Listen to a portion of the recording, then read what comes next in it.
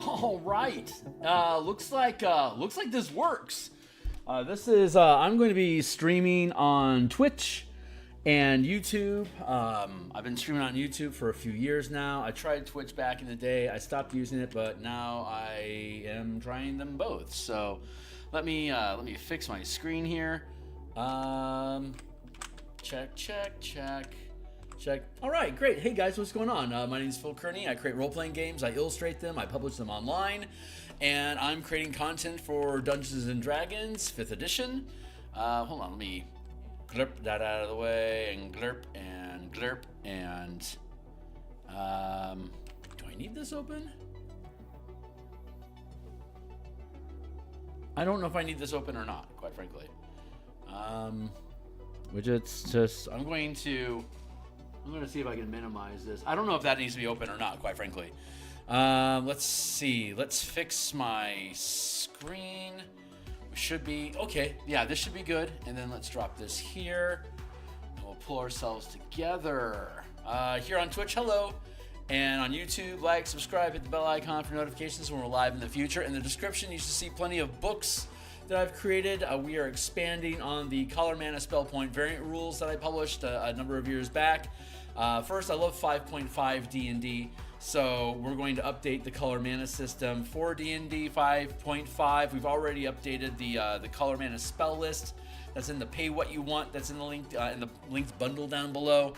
This is taking the idea of Strixclassing from Strixhaven, the Curriculum in Chaos, the Unearthed Arcana playtest content that they released. I'm guessing that was back in like 2021, maybe, when they were releasing the Ravnica setting for Dungeons and Dragons.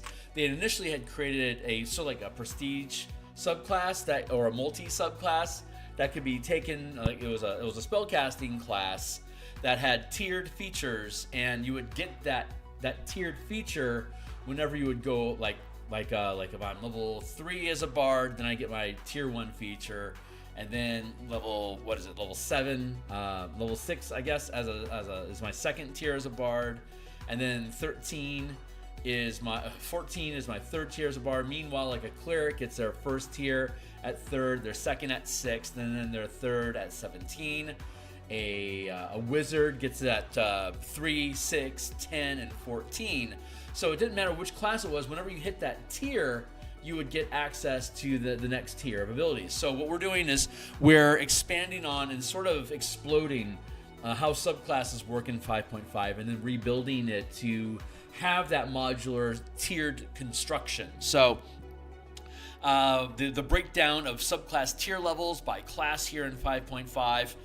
The introduction of epic boons at level 19. We are allowing a special epic boon to be subclass.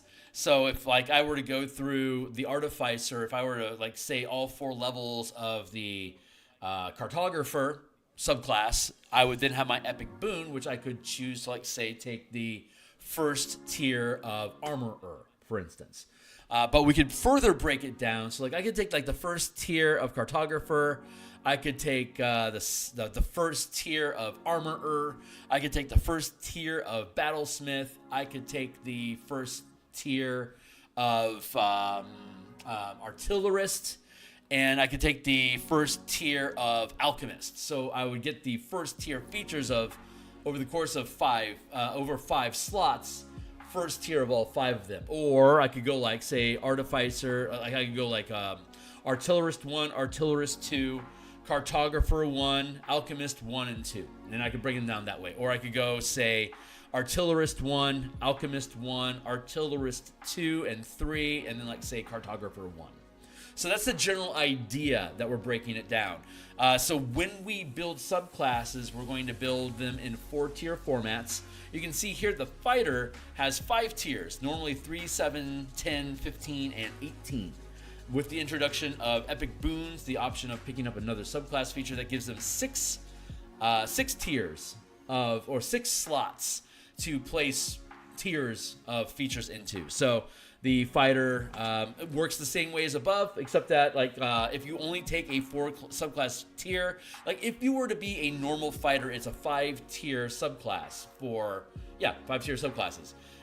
If we took using the Strixclassing idea, if it was a 4 subclass tier at level 18, we don't have anything to use it for. So we would allow the fighter to again either take more subclasses or just have a second epic boon. So fighters are cool that way. So that's the general idea of how that would work. So let's see. That's the basic framework. So what we're doing is we're then taking Magic the Gathering cards and we are breaking them down into their individual tiers. When we're looking at the leveling of tiers, we see that everything starts at 3rd. So that if we're using like half casters, full casters, and marshals all together, the common through line is the half casting tiers. So at 3rd level, half casters would have access to 1st level magic, as would full casters, and even Arcane Trickster, Eldritch Knight, and the tradition of sorcerous magic, I think is what a tradition of sorcery for the bard, the monk. So those 3 subclasses certainly have magic. So at 3rd level, basically everyone is getting access to a 1st level spell using this idea, at least. By 5th and 6th, 7th level, or in the case of the rogue, 9th level, everyone is getting access to 2nd level spells because everyone's hitting that half casting curve, 1, 5, 9, 13, 17. So we're seeing at 3rd level and at least 5th level, or all the way up to 9th level, hitting that 2nd tier. And then the 3rd tier, like for example, everyone is basically hitting that 3rd level half caster, like the half caster is hitting 3rd level spells by level 9 plus, and then the 4th tier half casters are at least getting access to 4th level spells by level 13. So this is all falling in line with that, and we're capping at 4. But if we wanted to make an 18th, 19th level feature, they would also meet the prerequisite for the 5th level casting. For those that are curious, what's going on with the marshals, and so looking at the color mana spell point variant rule system that we've built, color mana and martial powers. That's there should be a link to that down below.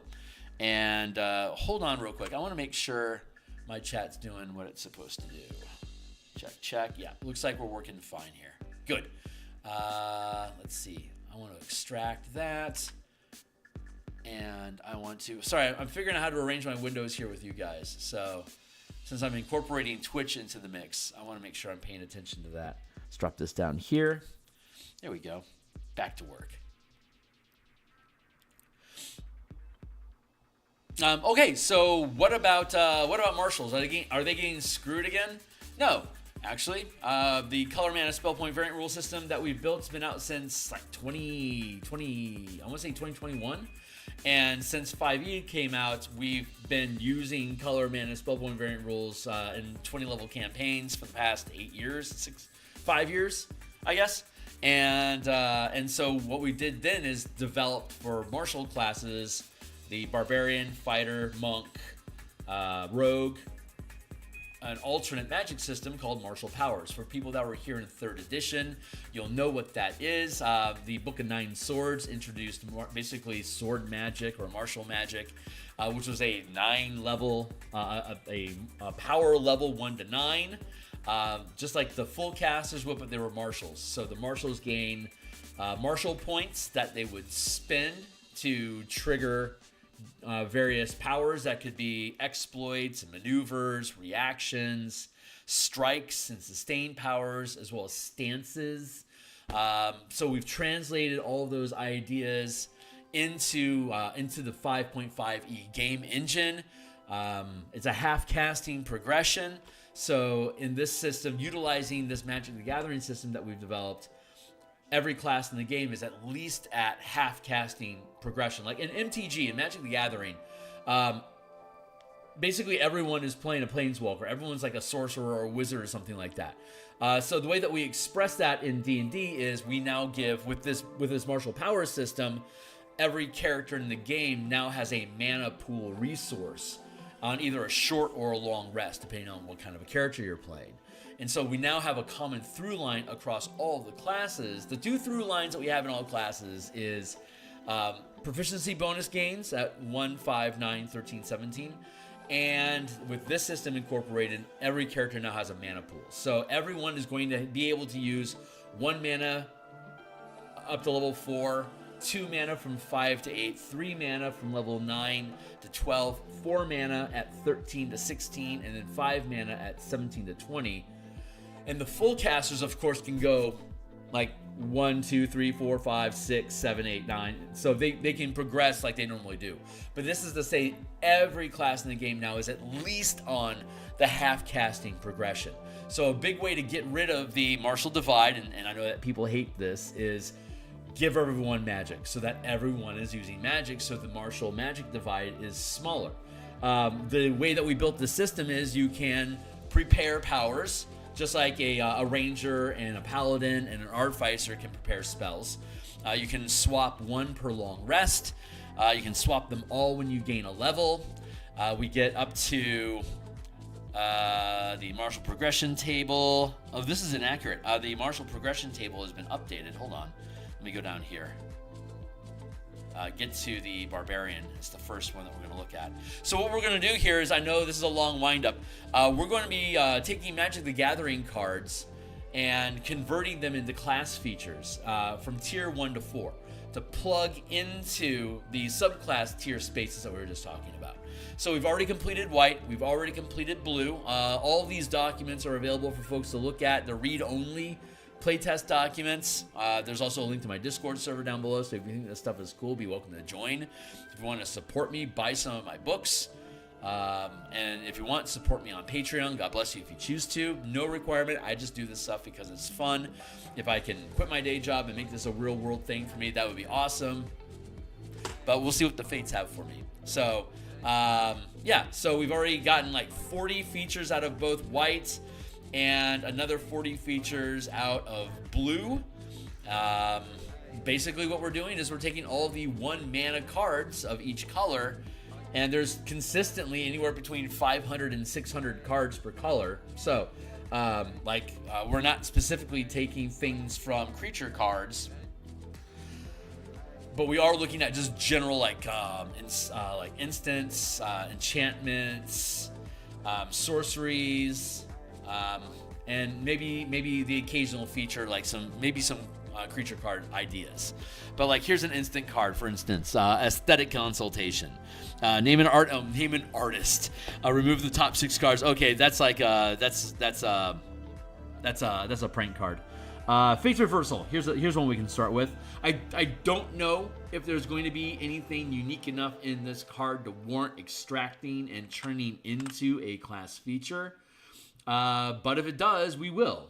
And I'm anticipating maybe at least 20 black features.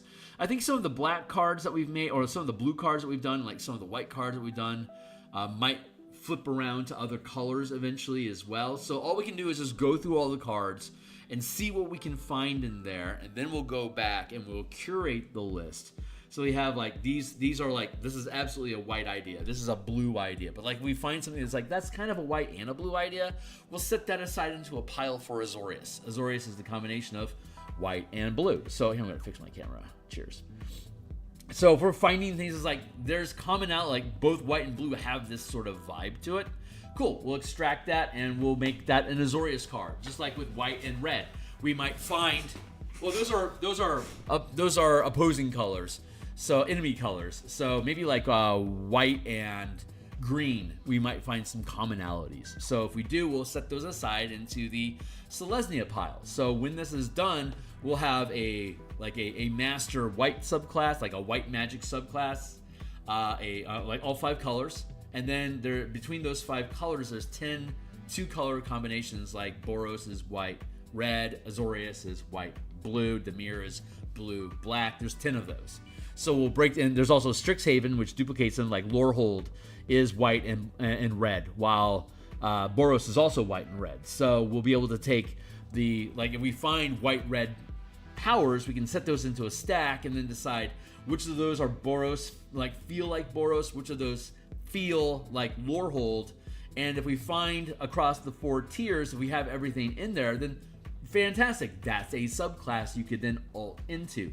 Like for example, a Dimir fighter using the system might decide to go with like a few tiers of Boros. A Dimir fighter could go a few tiers of like say blue and black and Dimir and say Echo Knight. Like an Echo Knight, like a Dimir Echo Knight makes a ton of sense to me flavor wise.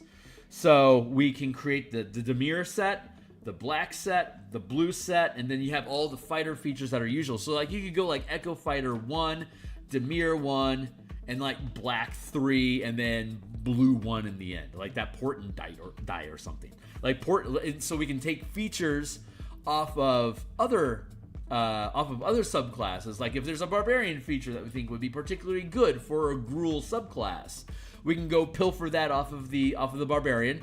And since all of the classes in the system, this mana system that we've built for marshals, it doesn't have to trigger on like when you expend rage, you can X, Y, Z. It would instead be like when you expend 1 mana, or you expend 2 mana, or when you expend like for Gruul, for instance, it'd be like when you like at 10th level or the 3rd tier, when you expend 3 mana of either blue or green, black Gruul, either red or green, you can X, Y, Z. Or it could be like when you use green mana, you can do this. When you use red mana, you can do that. And since Gruul is both red and green, you could break it down that way. But like for a tradition, like the Path of White Magic, for instance, is only going to have white. So it's like when you spend 2 white mana, or when you spend 4 white mana, or however much, like whenever you expend mana, you do this, like you deal d6 damage for each point of mana that each point of white mana that you expend, whatever. We can build those little combination things like that. So we're pilfering ideas from the Magic cards to create thematic 5.5 subclass features that are generic, that any character with a mana pool, which is now all of them, can take it. I'm just scrolling down here to the Barbarian because I wanted to grab the prep powers list, because the prep power list changed. It was supposed to have changed. Hold on. Why is that 20? These should all be, I'm pretty sure these should be 15. Hold on. Huh. I'm going to keep going. Give me a hot second. I want to find one. I'm certain I made an update on that. I don't think I left it at 20. There's literally every subclass from every martial and half-caster is in here. 20 and 20. I'm going to keep going. Sorry, guys. This is sticking in my craw. I want to make sure that...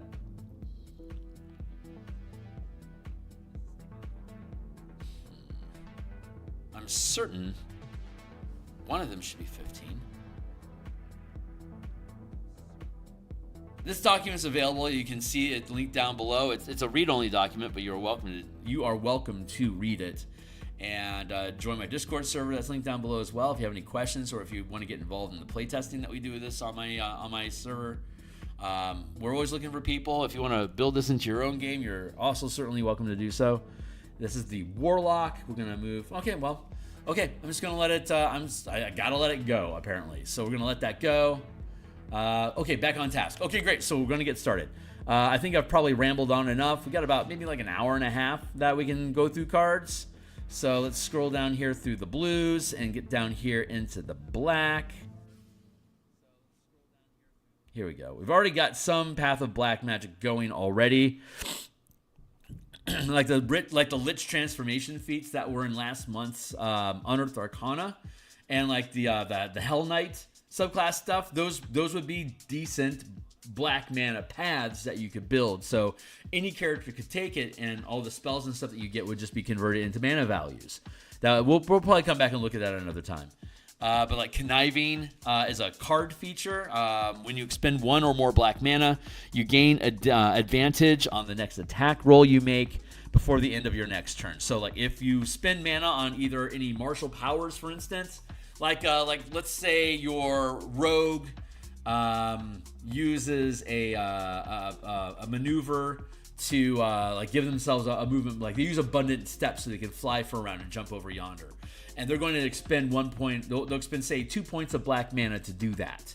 So when they do, I spent 1 or more black mana already. So when you expend 1 or more black mana, you gain advantage on the next attack roll you make before the end of your next turn. So if my Dimir Rogue wants to dash over and hit somebody, I could use disengage as an action, and then as part of my movement, spend 2 mana to gain abundant step to gain a fly speed to my target. And when I close distance with my target, I've got advantage on my attack roll, which will trigger on the melee attack. That'll trigger sneak attack, which I can then use, to deal lots of damage. So that conniving is a useful martial. And like, say I'm playing, let's say I'm playing a black mana cleric, like a Norzov cleric, and I have spiritual weapon up. So if I use conniving, if I have the conniving feature as a black cleric, and like, say, I don't know, I cast curse on somebody, or bane, I cast bane on somebody. That would give me, that's 1 point of mana, black mana, that I would spend to cast bane on that target. I've spent 1 point of black mana, so now I qualify the attack that I make on my bonus action with my spiritual weapon will attack with advantage. There you go. So it's an easy way to fuel advantage on attacks if you need them. So yeah, we got a number of features that we've already been plucking out. I'm going to create some more space down here just to open this up a little bit. Just taking a quick look here. Yeah, everything feels pretty good. Okay, great. So I don't know what's going to happen. We're just going to start looking at cards. If cards end up doing stuff that makes sense, then cool, we'll convert it into the features.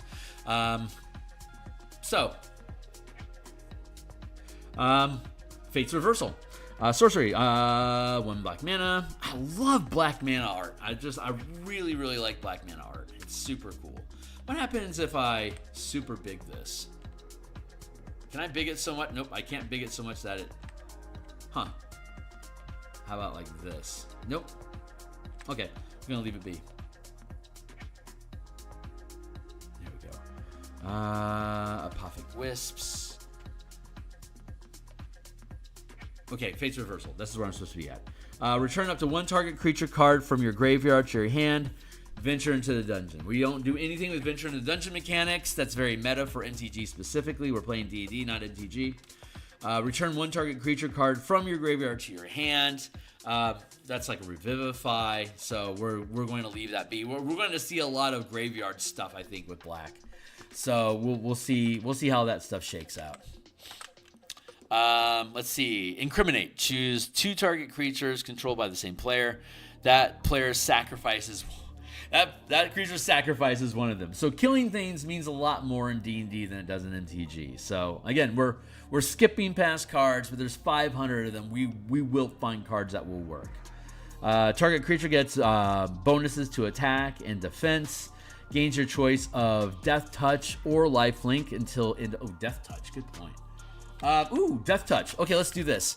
Death Touch. I think Death Touch should probably come in at let's call it 3rd tier. Let's start with this. Death Touch.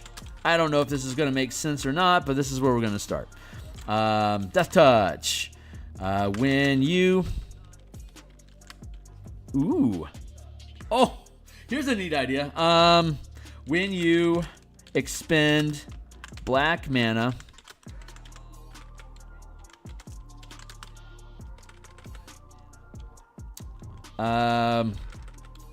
until the beginning of your next turn, you score a critical hit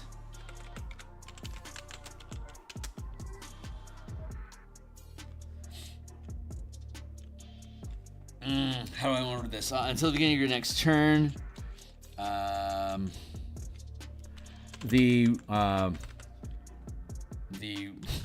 I word this? The range of numbers on your attack on the on the D20 when you make an attack See, that's like really. So what I'm trying to do is, if I spend 3 mana, I'm going to expand my crit range to go from 16 to like normally it's a 20.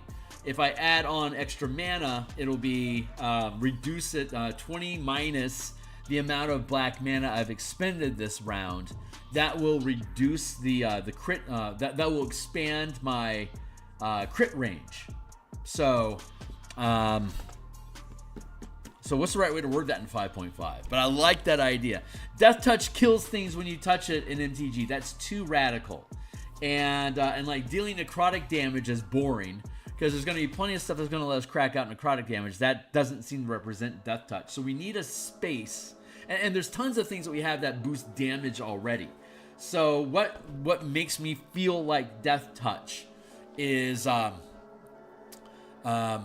is expanding crit range. So you're more likely to kill something when you hit it. That feels appropriate. And I think that leans into the theme of things just being super lethal. I like that. So, but I don't know how to word it. So, Death Touch, when you expend black mana until the beginning of your next turn, the amount of mana expended. Until the beginning of your next turn, increase the range. Increase the numbers. No, that's not the way we put it. Until the beginning of your next turn, you score a critical hit when you roll an attack. When you make an attack. Until the beginning of your next turn, when you make an attack. Let's do it that way. Until the beginning of your next turn, when you make the next attack you make before the beginning of your next turn. The next attack you make before the beginning of your next turn is more likely to score a critical hit. Subtract the you score a critical hit when you roll when the number you roll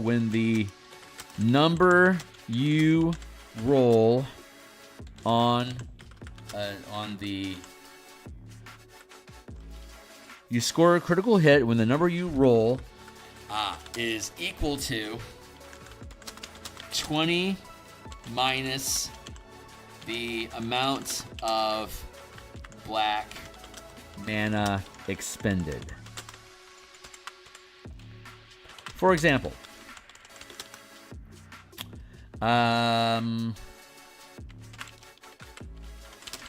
if you expend 3 mana, 3 black, for example, if you expend 3 black mana, your next attack scores a critical hit if you roll 17 or above on the D20. There you go. I'm going to hire an editor, I think, to help me with some of this language. Death Touch, looking good. You score a critical hit when the number... Yeah, see, that's a good Death Touch. So I could spend, as a Blade Singer, a Blade Singer wizard. I could say cast Haste. Haste is normally a red spell. It takes 3 mana because it's a 3rd level spell.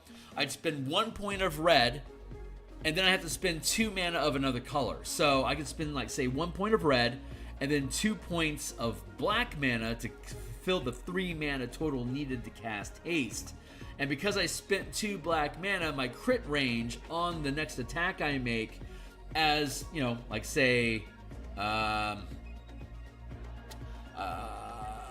say I cast a spell and then I have a bonus action. For whatever reason, Yeah, I just cast haste. I now have a bonus action that I can use to make an attack roll.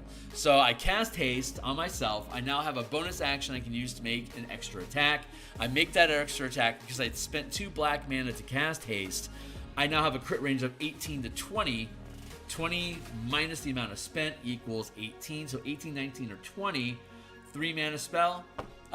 There you go. So my crit range is 18 or above. I make my attack. If I hit, great. Crit on 18 or above. If I attack, it's not an 18 or above. Normal hit. But I've made my next attack, and now that crit drops. If I had, like, say, I could use my other bonus action. Say I cast Misty Step. 2 mana. I spend 1 on blue, and I spend 1 on black. I've now spent 1 mana, and I've teleported to another location.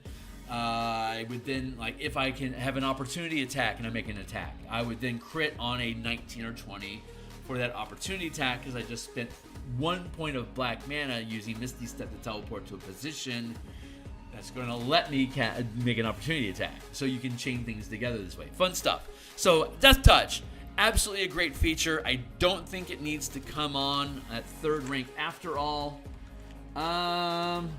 Could this be a 1st rank feature? Yeah. Let's put it at 1st tier right now, just to see if it feels good. So, hey, look at that. We found an ability already. Let's see. Death Touch. A creature is enough to destroy it. Damage dealt to the creature with lifelink also causes its controller to gain that much life. We have lifelink up here in white, so I'm just going to gank lifelink from up here since it's up here. Let me go find it. There it is. And see, this is lifelink is multicolored. So it says just you can expend 1 mana to gain a number of temporary hit points equal to your proficiency bonus. When you deal damage, you can expend 1 mana to gain a... We should change that. When you deal damage, you can expend... you expend mana to gain temporary hit points. To gain, let's see, to gain a number of temporary hit points equal to your proficiency modifier for each point of mana expended. This way up to your max mana limit. Period. There. When you deal damage, you can expend mana to gain a number of temporary hit points equal to your proficiency modifier for each point of mana expended this way, up to your max mana limit. There you go. So that's lifelink. Lifelink, I think, also belongs down in black. Lifelink is basically white and black magic. Period. So it makes sense that it would be in both of those. I like honoring that idea, so let's kick on down here to the black magic path. We can pick up lifelink here at 1st level. So let's... Bloop, there we go. What else? What else you got? Annihilating Glare. As an additional cost to cast this spell, pay 4 colorless mana or sacrifice an artifact or creature, and then you kill a creature in exchange. Yeah.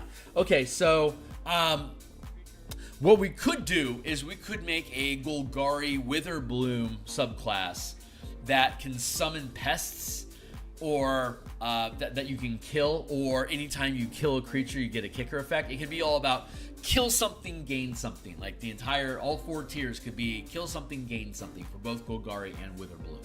And then for Witherbloom in particular, it could be like as a 1st level feature, you can summon a pest for every point of mana that you expend. You can summon 1 pest up to your max channel limit. So a 9th level paladin, Golgari paladin, could expend 3 mana to summon 3 pests. Now you have these pests. It could be sacrifice that pest, you gain mana. You gain 1 point of mana for each pest that you sacrifice. And as a kicker effect, because it's going to take action economy to kill the pest, or it could be you can sacrifice a pest, no action required, or it could be as a bonus action, sacrifice any number of pests to trigger this effect, for instance. Or like when you kill a creature, you can expend like when you kill a creature, you can expend a bonus action to gain an effect. So whatever. So that'd be a good example of like how a sacrifice deck in D&D could be converted. But I think we're going to end up skipping over probably a lot of black magic cards because we're not going to be sacrificing creatures unless we're generating creatures. However, we could sacrifice hit dice and hit points. I'm not a big fan of sacrificing hit points because in D&D, 1 mana gives you back basically 2d8 hit points on average. So you could, if you sacrifice hit points, you're going to get hit points back at a faster rate than you're going to heal hit points faster than you can spend them point for point. Like, so if we like spent like say 6 points of mana equals one, like six hit points equals 1 mana, I could use that 1 mana and heal up to 16 hit points. So they call that bag of rats, when you can just basically infinite loop a benefit for a non-cost. And so instead, you can use hit dice as a mana pool, and our barbarian does that. While you're raging, you can sacrifice your hit dice as though they were mana. So like the barbarian would normally have 20 mana, like up to like a 20th level. You have 1 mana per level of barbarian that you get back on a short rest, and in 5.5 you get all of your hit dice back on a long rest. So a barbarian is essentially getting, like say a 5th level barbarian gets 5 mana every short rest, and if you want to burn your hit dice, an extra 5 mana every long rest. Now you get to choose between healing or pumping more mana. And since a barbarian gets a D12, it's actually going to be okay that I would sacrifice that hit die to get back, like say if I had a well, that's actually kind of funny because you can only use hit dice while you're raging, and a raging barbarian can't cast spells, so I can't use my barbarian rage to fuel 2d8 hit points after only sacrificing d12 hit points. So even in that's a slim margin, 2d8 versus d12. But even in that circumstance, the mechanics don't allow me because I can't cast spells while I'm raging. Raging is the only time that the barbarian can expend hit dice to generate mana. So that actually works out pretty nicely. So yeah, it would never be an issue. Like it's not an issue. So cool. Let's just step over that real quick and get back to work. Let's see. I'm doing this dual streaming, so I don't trust my channels yet. So I'm just taking a look and seeing what we're doing. Okay, this all looks good. Cool. Okay, so Annihilating Glare, that's my sacrifice conversation. So no Annihilating Glare. Aphotic Wisps, that's a creature. Oh, no, it's not. It's an instant. Target creature becomes black and gains fear until end of turn. Draw a card. What is MTG Fear? MTG Fear. I mean, we have the Fear spell in D&D, but let's look at what just like Fear does in general. Fear is a... Get out of here, scallywag. You too. Fear is a keyword ability found primarily on black creatures. It is an evasion ability that allows a creature to only be blocked by black or artifact creatures. Huh. Okay. Fear in D&D is you can't approach the target. Is there anything we actually want to do with that? It's the frightened condition. Okay, now let's go to D&D and let's look up the frightened condition. Because frightened can have kicker effects, like while you are frightened, yabba yabba. So let's see what that does.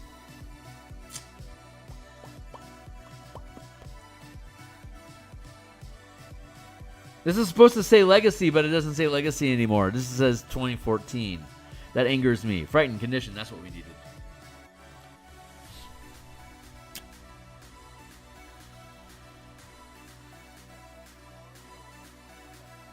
Let's go find it. Condition. Frightened. Frightened.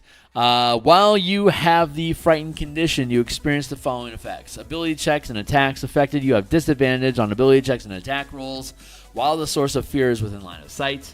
Can't approach. You can't willingly move closer to the source of fear. And then like the fear spell also forces you to use your action to flee until you can't see the target anymore. So can't approach. Ability checks and attacks affected.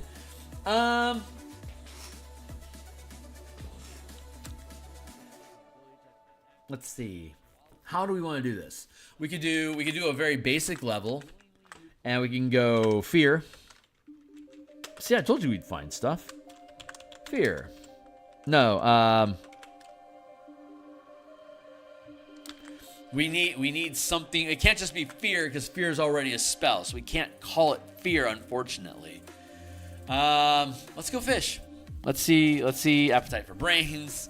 Aphotic wisps. Actually, yeah, let's do a hunt. MTG cards with fear. Scryfall. Let's find a cool sound. Dance in shadow. Creatures you control and gain fear.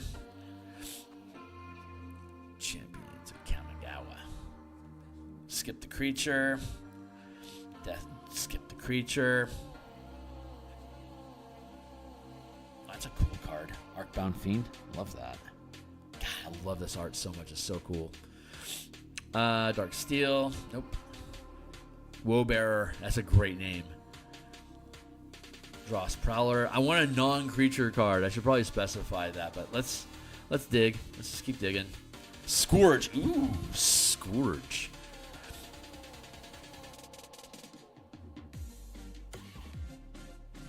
Scourge is a cool name.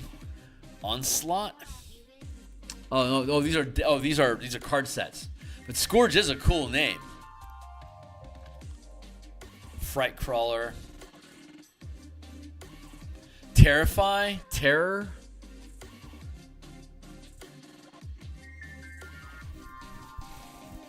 Dread isn't a bad idea. Yeah, let's do that. Let's call it Dread. Until we find a better name. Dread. Hey, and that falls in line too. Dread. As a... There's Dread as a first level feature, which is as a magic action, you can expend... you can target a number of creatures...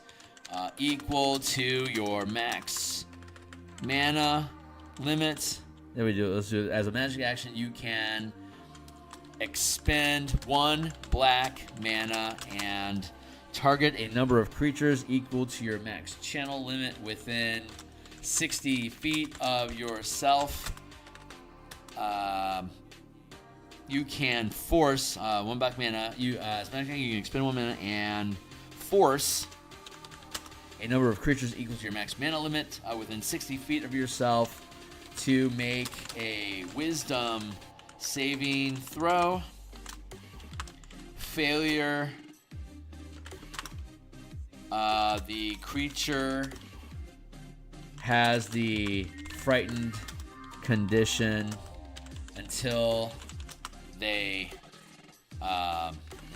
you are no longer within sight. Each creature affected. Each creature frightened this way can make a each creature can make a wisdom saving throw at the end of its turn to end the effect early. Period. There you go. It's like that's a basic ability, but maybe Dread is a high end. Like this could be. How about Fright? Let's just call it Frightened. There.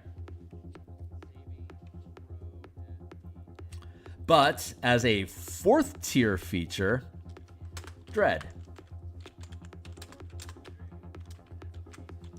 Let's see. Any creature. Let's see. What is it? When a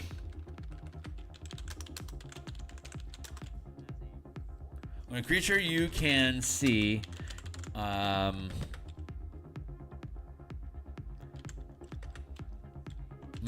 begins its turn and moves within 60 feet.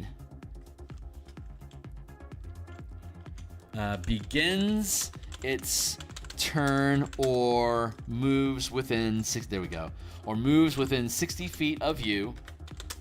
When a creature you can see begins its turn or moves within 60 feet of you, you can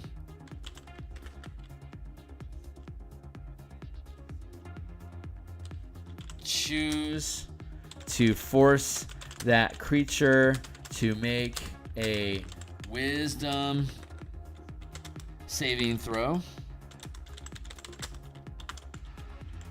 Failure. The creature has the frightened condition until you are no longer within its line of until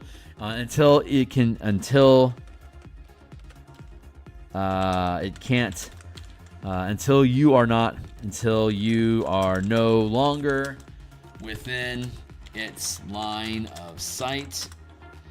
The creature can make a wisdom saving throw at the end of each of its turns. Success ends the effect early.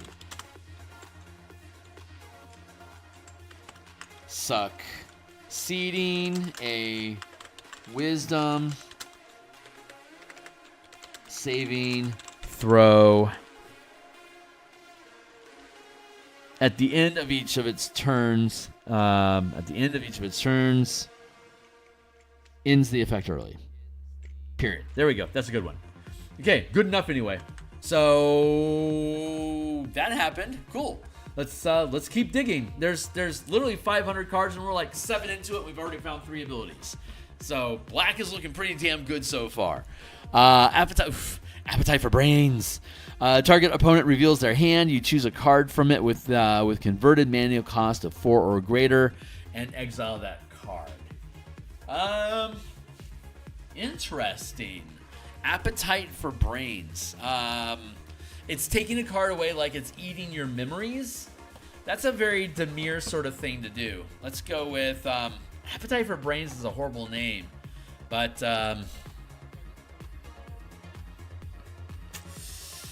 yeah, we're gonna skip that for now. I like the idea of forgetful stuff,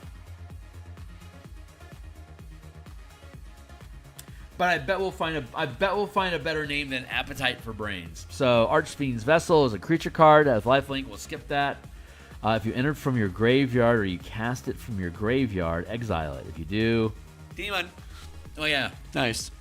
Armor. Ooh, cool. Armor of Shadows. We could probably do something with this. Until end of turn, target creature gets +1/+0 and gains Indestructible. We have Indestructible as a card feature, which is you have resistance. As an action, you have some sort of action.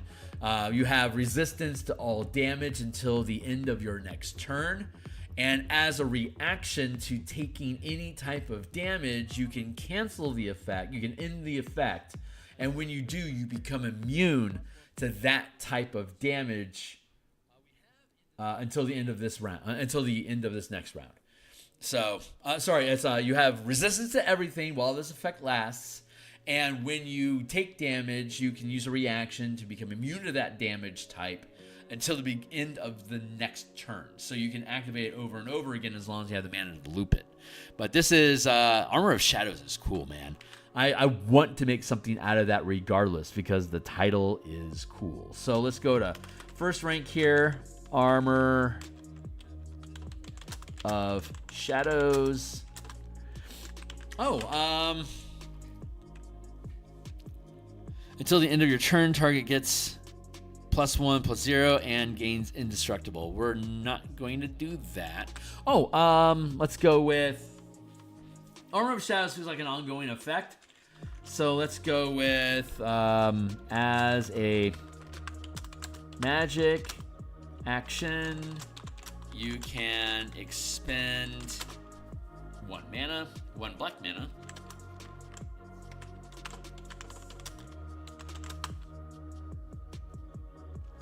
And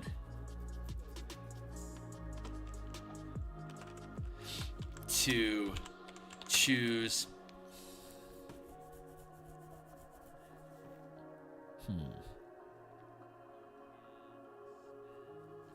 maybe we do this. No, yeah. I'm going to ignore indestructible, but I want to work this. And we're gonna let's make it second rank. Hold on. Let's push this up. Yeah, this feels like the right place to be. There. As a magic action, you can expend 2 mana because it's second rank.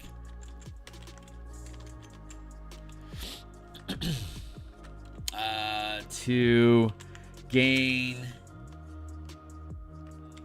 invisibility until the end of your next turn, and choose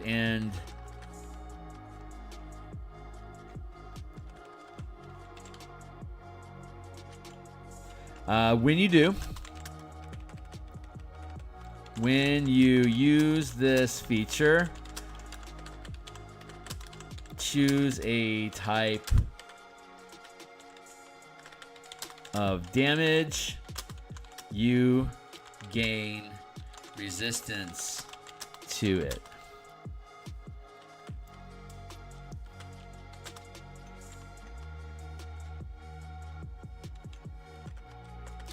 Until the end of your next turn. And choose a type of damage. You can expend 2 black mana to gain invisibility. And you can choose a type of damage. You gain...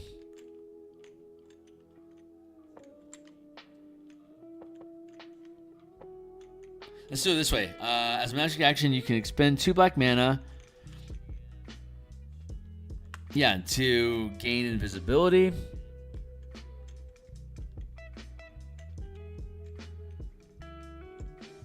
And you can choose and you gain resistance.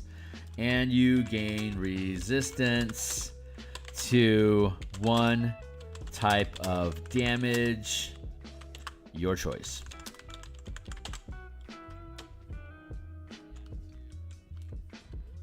Until the end of the... So you become invisible and you gain resistance to 1 type of damage until the end of your next turn for 2 mana. There you go. Invisibility is normally a 2 mana spell that requires concentration. We're gonna skip past that. Yeah, that feels like a good black card. Let's go with that until we find something better. Or we're gonna skip or enchantment, equipment. Enchanted creature is attached to a creature. Oh my god. Excuse me. I'm gonna drink some water.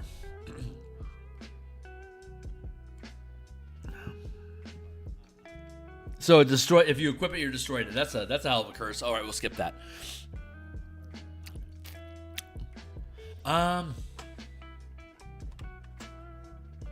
What about like cursed item, like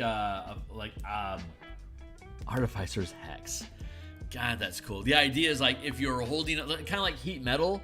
If you're wearing metal, you take damage. You gotta doff the armor or whatever, or drop the weapon. It could be similar to that. Like, well, it wouldn't be paralyzed because when you're paralyzed, you automatically drop your weapon. So that would be silly. I think there's something there, but I'm not. But it's not there yet. Ashnod, Flesh Mechanist, Death Touch. We have that already. Whenever Ashnod, Flesh Mechanist attacks, you may sacrifice another creature. If you do, create a tap Power Stone. Exile a creature card from your graveyard. Create a tap 3/3 colorless zombie token. Create a tapped Power Stone token.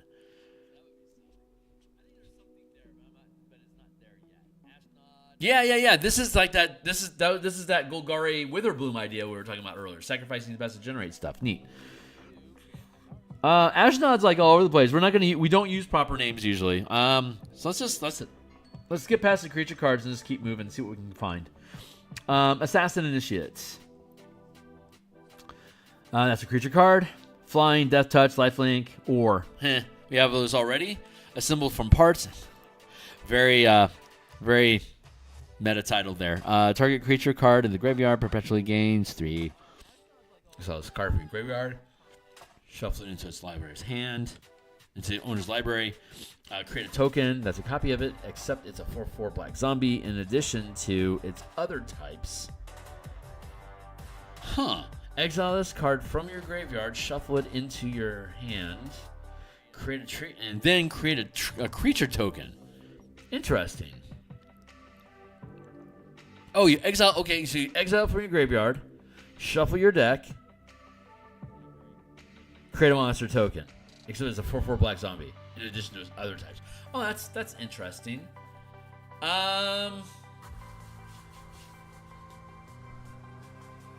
Assembled from parts. We've got like from the Blood Hunter has Curse of the Fallen Puppet. That is a very black animator deck sort of thing. So we're going to eventually find that. So, and that would be a 3-mana thing for animating, but it could be second tier. So we'll go down here, and I don't know what it's going to be, but we're going to throw some question marks for the time being. When you drop a creature to 0 HP, you can use a reaction to briefly animate its body to move to make a melee attack against a creature you can see within the reach of the animated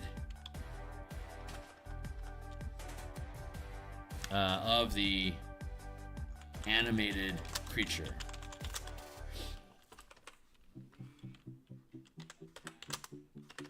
Comma, it then dies.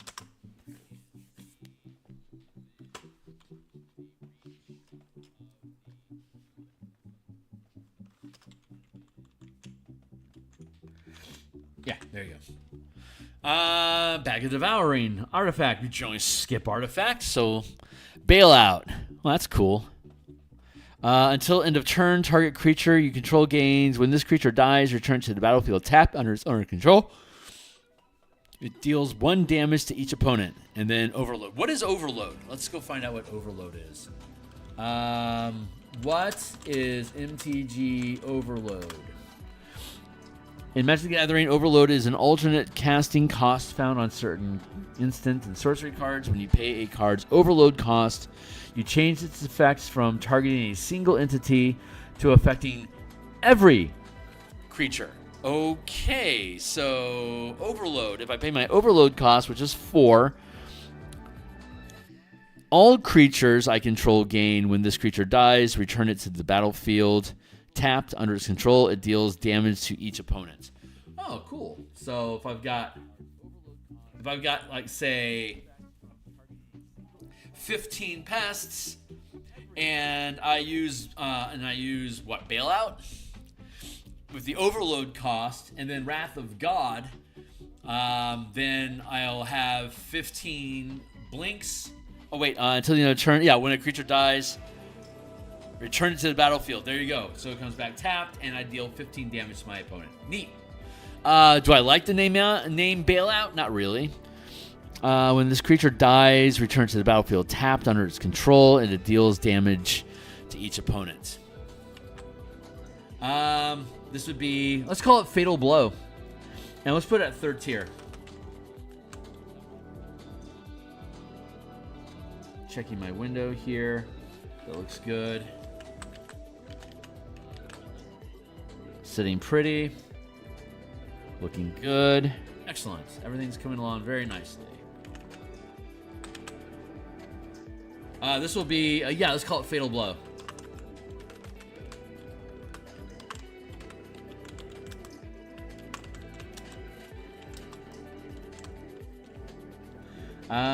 When you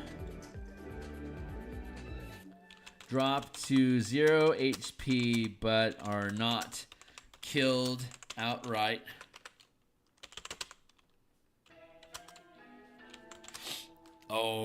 let's do this. You can make a melee attack against a creature within reach of your melee, within your reach. If you hit the target, you gain hit points. You gain a number of hit points. A number of hit points equal to the damage dealt, preventing you from dying. Once you use this feature, you can use this feature once. You can use this feature once, regaining it when you finish a long rest or expend 3 black mana. And we have notes up above that whenever you spend mana to recover a feature, it's always no action required to reduce the amount of text that we have to kick out. So Fatal Blow, that's a horrible name. How about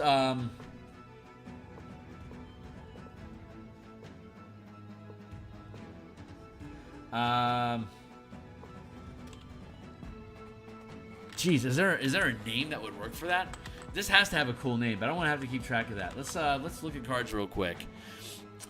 See if there's anything cool in here that already exists. Just to flip through shit real quick. Blessing, Blightkeeper, Blood Beckoning, Black Sun's Twilight, Blood Celebrant, Blood Chief Ascension, Blood Chief's Thirst. Bloodthirsty might not be bad. Bloodsoaked Champion, Bloodthorn Flail, Boggart Birthright, Bograts, Bond of Agony. If anyone knows a name or thinks of anything, let me know, because I am open to suggestions to get back to the actual work. But this is a cool idea. God, I love black magic cards. They're so cool. Callous Inspector, Call of the Netherworld, Cantor of the Refrain, Camouflage. Thank you. Let's see. Let's not get carried away. Let's go back here and let's approach this from a different direction.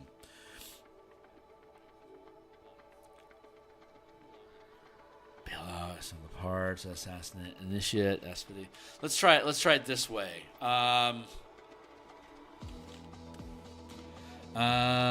Name of black MTG cards related to a Fatal Blow. Let's see if AI can spit out an answer to that. This is actually a black magic instant called literally Fatal Blow. Print in the Weatherlight says, as rules, it says destroy target creature does deal damage this turn. It can't be. Ooh, got it. If you're looking for other things, Fatal Push. You already go for the throat. How about black cards related to killing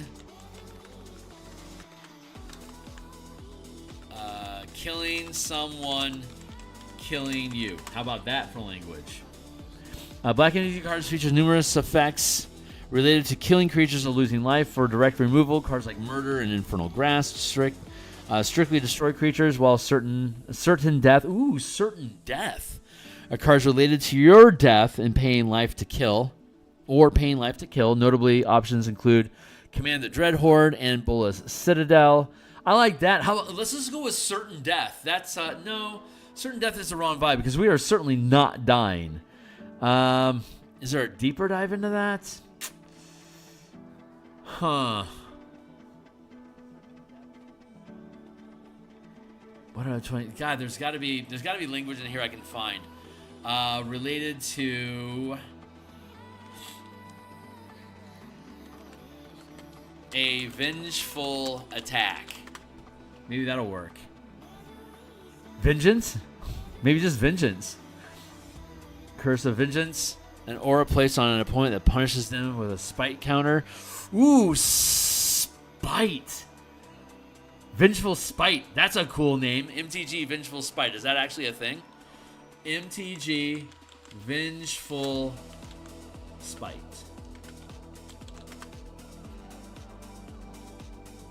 There is no exact card named Vengeful Spite. Spite. Malice. Malice. Let's look that up. MTG Malice. MTG Spite. Let's look that up.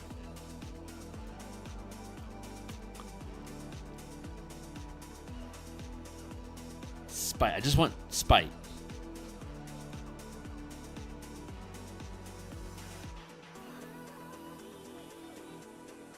Respite. Oh, Reckless Spite. Maybe that'll work. Destroy 2 target non-black creatures. You lose 5 life. Not really. Not quite. How about MTG Malice? How does that look?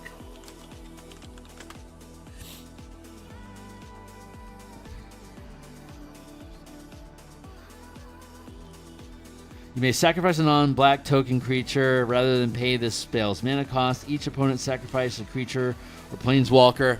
That's not bad. Malice, I think, is going to work. Let's see if there's actually... there's no literal malice. Perfect. All right, Malice. That's what that feature will be called. Malice. I love it.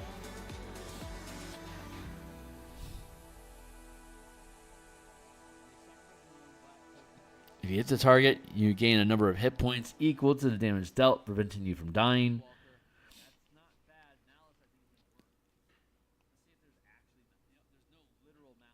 Instead of dying. How about that? Damage dealt instead of dying. You can use this feature once, regain it when you finish a long rest, or expend 3 black mana, which is the same as Revivify. So I'm good with that. Actually, we should probably push this to 4th rank because it is basically Revivify with an attack attached to it. So Malice, there we go. And now we're starting to stack up black effects. See how that works? We're ending up with card effects. I gotta check my channel here real quick. Yeah, it looks like everything's looking really good. Nice. All right, so let's keep digging. What time is it? It's 8 o'clock. Yeah, we're doing great.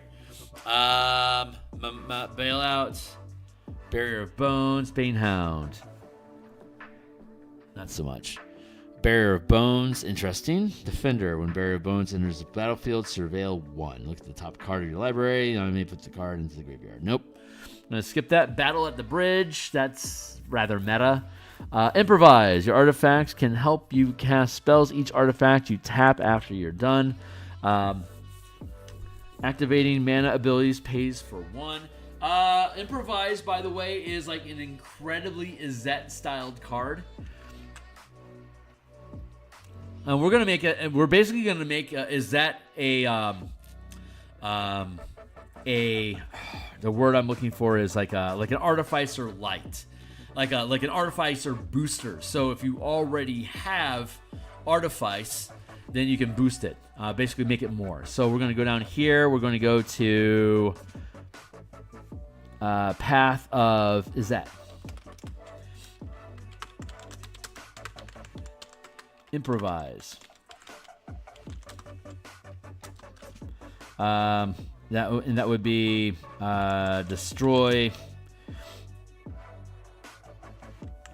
magic item you have replicated or summoned.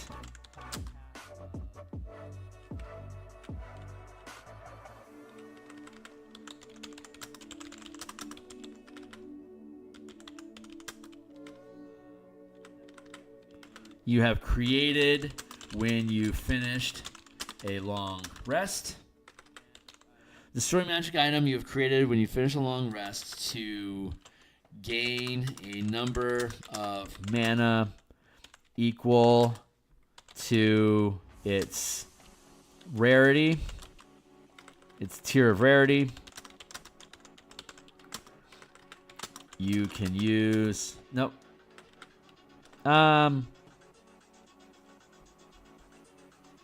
Yeah, 1, 2, 3. Rarity,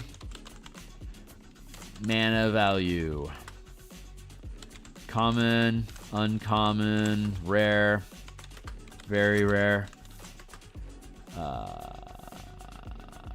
legendary.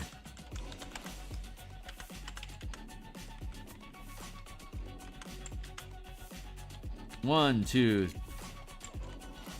3, 4, 5.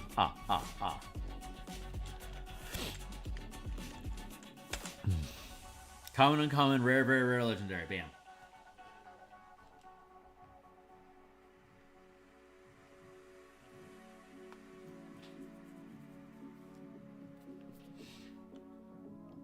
Actually, artificers I think are limited to rare.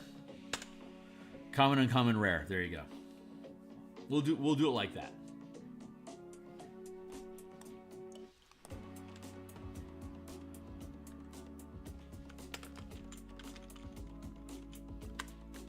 That's very is that. Hey, what's up? How are you doing? Welcome to the mix. Gabby, your name is so red. I'm doing really well. Thanks, Gab. It's good to see you. I'm streaming on Twitch now. Cheers. Yeah, there we go. Improvise. Clicked in another one. Let's go back to black.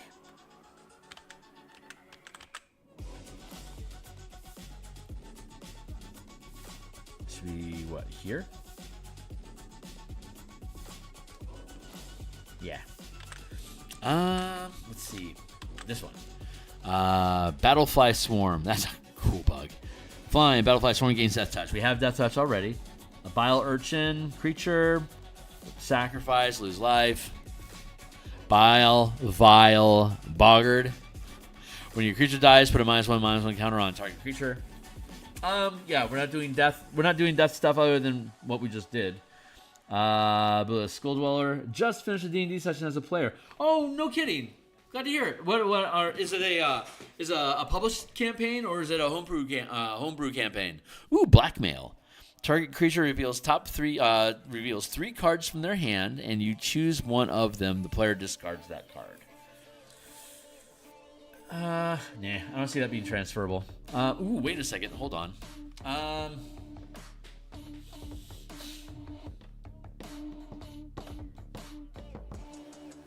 Blackmail. Yeah, let's try that.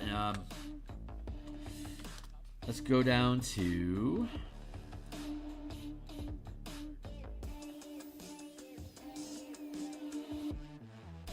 that's like a first rank. That's like a ribbon type feature. But the idea here is it was an Eberron game. Oh, super fun.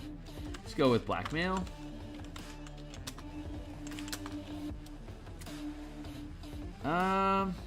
Let's do it like no. I'm not feeling it. I was thinking like blackmail is the wrong word, but I was thinking like when you use the intimidation action, it improves they become more friendly towards you as.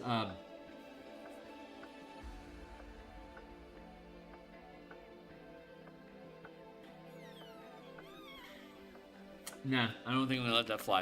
I'm gonna skip over. We're gonna step over that. Black Sun's Twilight. What a cool name. Up to one creature gets disadvantages. If X is 5 or more, return the creature card with mana value X or less from your graveyard to the... Ooh, neat. Black Sun's Twilight. So...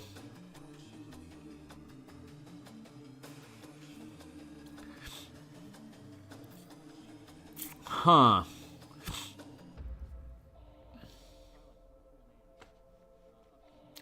And... creature card with mana value X or less from your graveyard to the battlefield tapped. Nah. Busting the blah. Blight Keeper, blah. Sorcery, Blood Beckoning. I've got about a half hour or so. Well, about 40 minutes. Kicker. I do, for those that don't know, new to the channel, I do artwork Monday through Fridays. In the mornings before I go to my day job, and then we do game design like this on Mondays and Thursday nights and Saturday mornings. So I design the book in the evening. We then do all the play testing on my Discord. We build it all out. We do the page layouts, the spaces that are open in the pages. I then illustrate, and when it's all done, I publish it.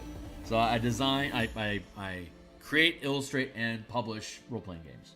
So we went to the plane of stories. Oh, super fun. Right on. Bat Imp. Huh. Target opponent loses 4 life, and you gain 4 life. Neat. Blood Beckoning. That's a sacrifice. Like, there's so much sacrifice stuff that we can do with black. Blood Beckoning. Kicker 3. You may pay up to 3 additional if you cast 1, and then plus 3. Return target creature card from the graveyard. If this spell is kicked, instead return 2 creatures from the graveyard. That's just basically Twin Revivify. I don't hate the idea of us having Revivify, though.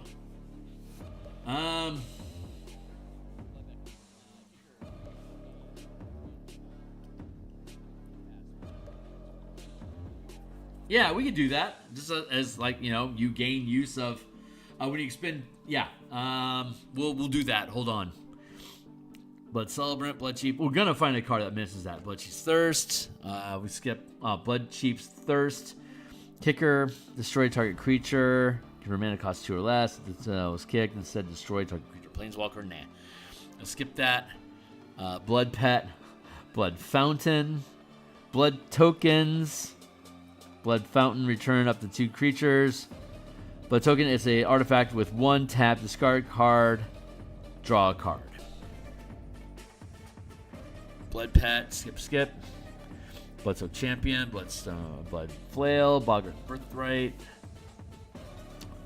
Bog Rats, Bond of Agony. As an addition cost to play Bond of Agony, pay X life. Each other player loses X life.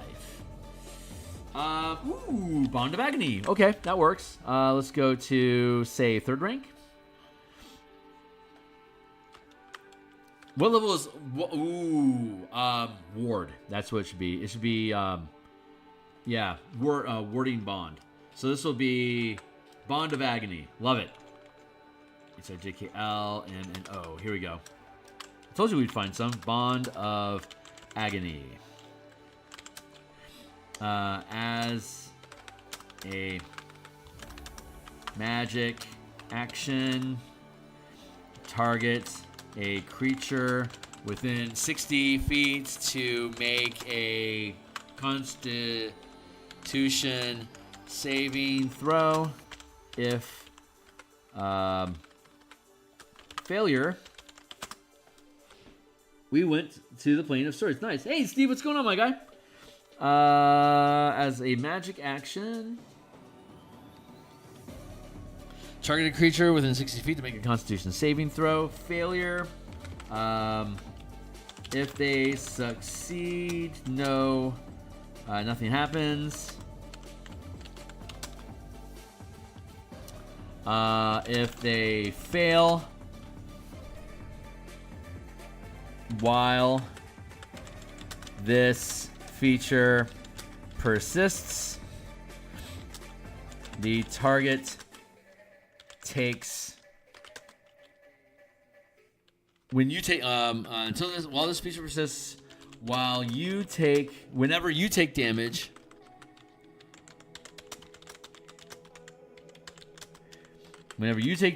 the target takes an equal amount of the same type of damage.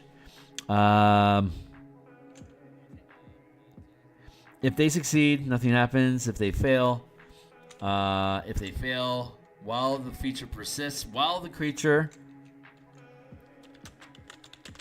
remains within 60 feet,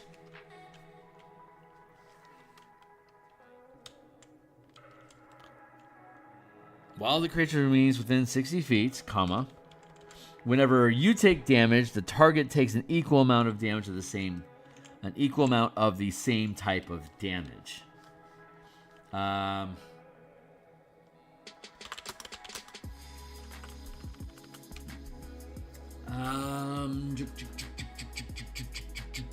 The idea here is, how persistent is that? Each time the target takes damage this way, it can make a Constitution save to end the effect.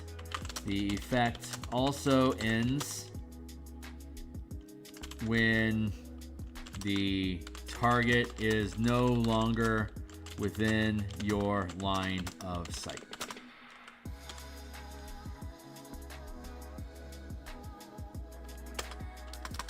You can use this feature once, regaining it when you finish a long rest, or expend 3 black mana, period. 2 black mana.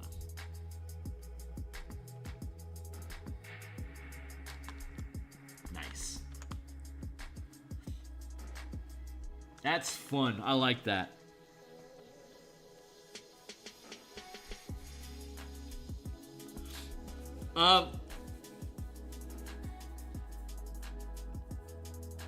Gabby, if you have time, I want to hear more about what you guys were doing in the Playing Stories. If there's something you can just write up in Discord and drop it down in open chat or something, I'd love to hear it. Honestly, the Playing Stories is a super cool idea, and I've been thinking about it a lot more lately, and I would love to hear what kind of experiences you guys are having with it. Bone Shards, interesting. As an additional cost to casting a spell, sacrifice a creature or discard a card. Destroy target creature planes. Okay, there's too much destruction. We're gonna have to skip that. Bone Splinters, as an additional cost to this creature, sacrifice a creature, destroy a creature card. Same thing. Boon of Erebos. Target creature gets a bonus to attack and regenerate it. Target gets creature in the turn, regenerate it. Target creature gets +2/+0 until end of turn. Regenerate it. You lose 2 life. Huh. Booster Tutor. That's a joke card. We'll skip that. Borrowed Malevolence. I like that.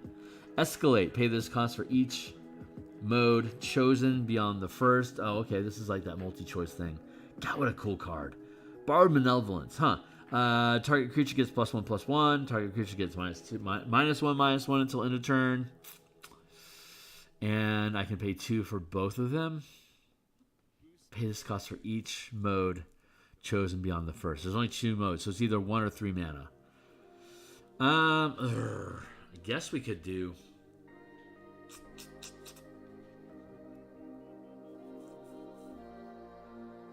Okay, yeah, we can do that. That's gonna be a first rank card. Borrowed Malevolence. Let's get it.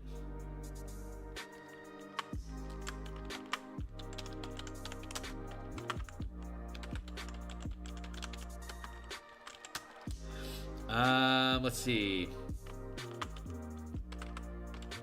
When you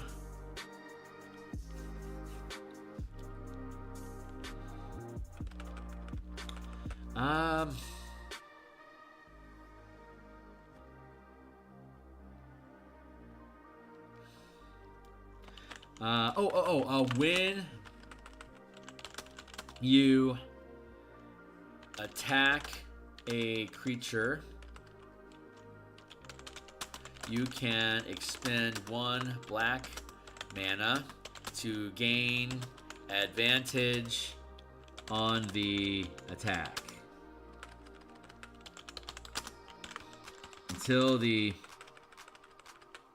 When you attack a creature, you can expend 1 black mana to gain advantage on the attack. If it hits, the creature has disadvantage to attack you until the beginning of its next turn.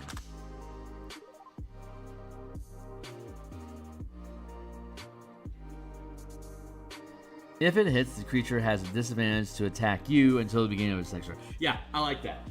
I like that a lot. And I was concerned I wouldn't find stuff. Break expectations. Ooh, cool. Target creature reveals cards with mana value 2 or greater in the hand. Choose that card from among those cards. Exile that card. If the card was exiled this way, that player drafts a card from Break Expectations spellbook and reveals it. Never mind. Bubbling Muck. Man, what a great name. Until end of turn. Whenever a player taps a swamp for mana, it produces an additional mana. Bubbling Muck. Oh, that's so fun. We generally don't do mana manipulation like that.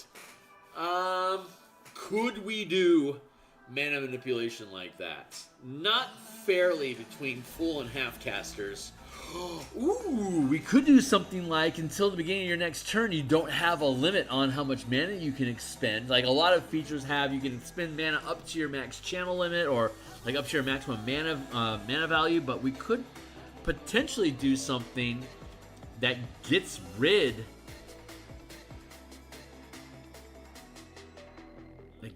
of the cap. Jeez.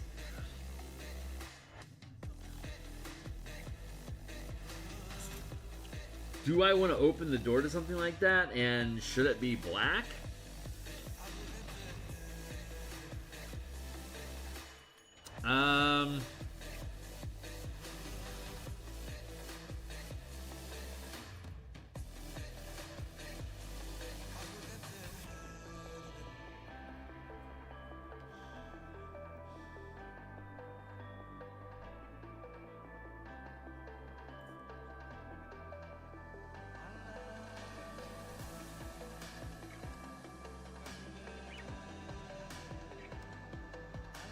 Okay, maybe we can do it like this. We'll call it... We're going to put that up. We're going to put here on the 4th rank. And we're going to call it Lethal Effort.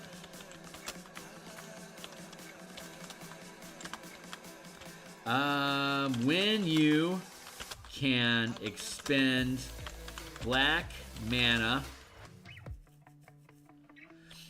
to... When you can expend mana to increase the effect of a feature, power, or spell, you can expend hit dice instead of mana.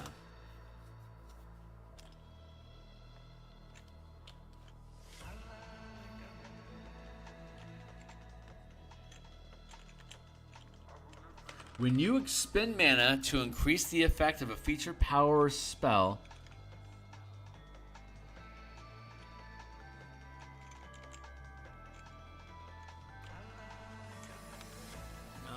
when you can expend mana to increase the effect of a feature, power, or spell, you can expend hit dice instead of mana. You can expend any number.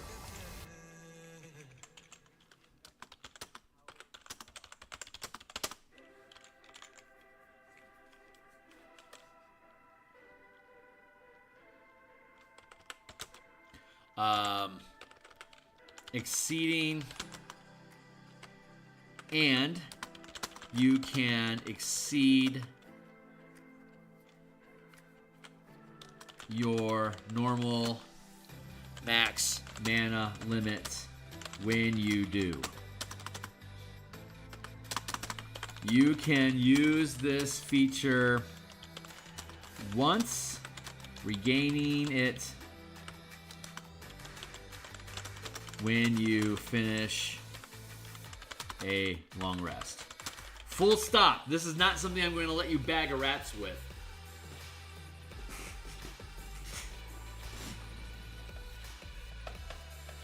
Yeah, you can do it once. You can blow as many hit dice as you want. Just dump in extra damage.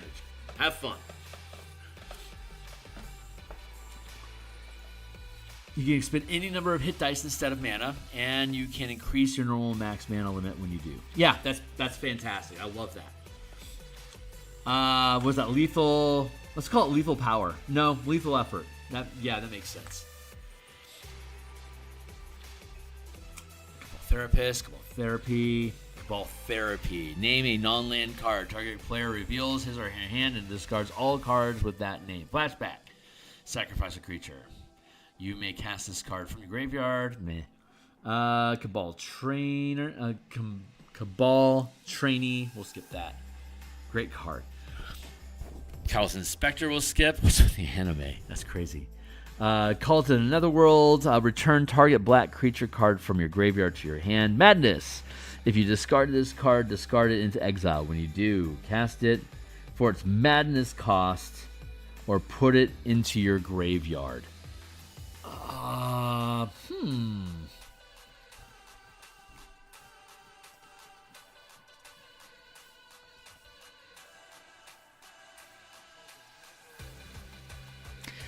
Madness. Discard. Okay, so if you discard this card, you can cast it for its madness cost.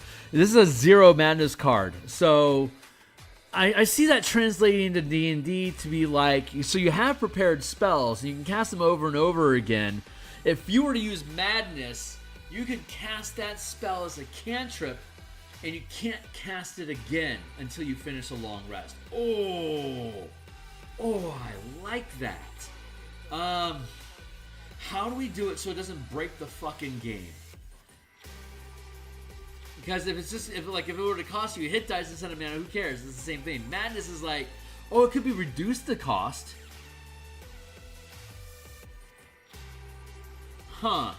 Maybe it'd be madness. Would that be wisdom, intelligence, or charisma? I feel like madness could be intelligence or charisma. Let's ask. I like asking the AI questions like this. In DnD 5e 5.5 5.5e, what ability score is most similar to would be related to ability score would represent what saving throw would represent madness? I bet it's gonna say wisdom. Though charisma and intelligence are also used depending on the nature of madness. Wisdom represents your strength of will, intuition, and composure. Charisma represents your sense of self and personality. That might be what I'm looking for.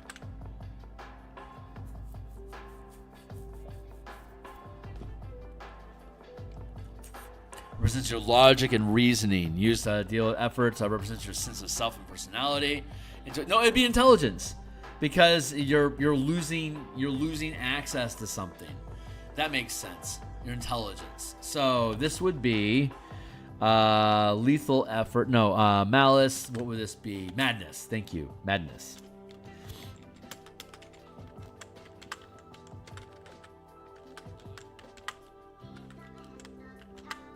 Madness.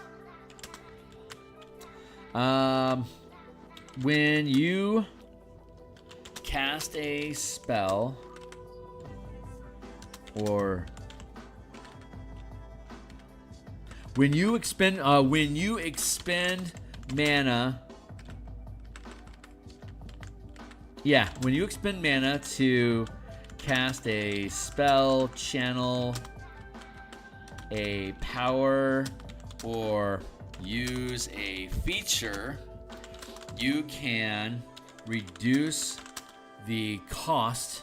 You can reduce the amount of mana expended. You can reduce the amount of mana expended by your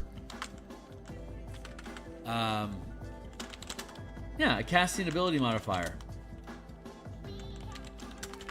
Minimum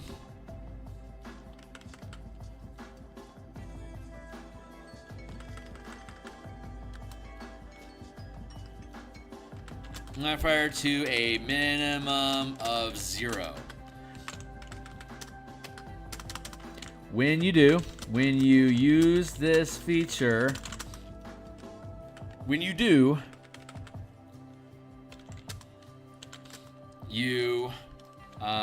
lose. You can't use that spell, power, or feature again until you finish a long rest. There you go. That's a fun little ability. Is that a third? That feels like a third level feature, though.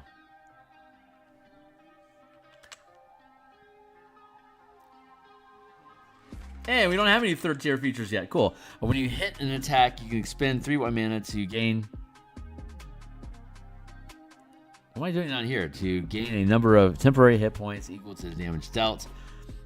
If you drop the creature to 0 hit points from its attack, you can use a reaction to command that creature to attack. Oh, yeah. When you expend 3 black mana, thank you.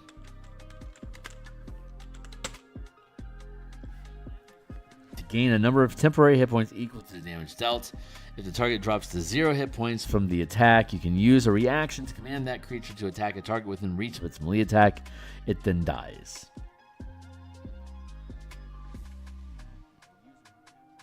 Bond of Agony, Blight, Armor of Shadows, Frighten, Lifelink, Death Touch, Conniving, Borrowed Malevolence. Nice. Yeah. This is coming along nicely. Let's see. Where are we at? It's 8:30. Cantor of the Refrain. This creature can't block. When you cast... Oh, that's a creature card. Fuck it. Carnophage. At the beginning of your upkeep, pay Carnophage unless you pay 1 life. Eating is all... No, it's nice. Carrion Beetles, we'll skip. Oh, that's the end of the card. Let's see. Sure, we got a little bit of time. Let's go through it. Case of the Gorgon's Kiss, skip it. Caterin Summons, search your library for a mercenary card, reveal that card, put it in the Cauldron Familiar, skip it. Caustic Exile. As an additional cost to this cast, behold a dragon or pay 1 to behold a dragon. Choose a dragon you control. Reveal a dragon card from your hand. Target creature gets penalties until start your next turn. Skip it. Champion of the Parish, skip it. Changeling Outcast, skip it. Chorus of Woe, creatures you control gain advantage until the end of turn. And we'll skip that. Circling Vulture, skip that. Because we don't generally work with creature cards. Clawing Torment. As long as Enchanted Permanent is a creature, it gets penalties and can't block. Enchanted Permanent has, at the beginning of your upkeep, you lose 1 life. Enchanted Permanent has...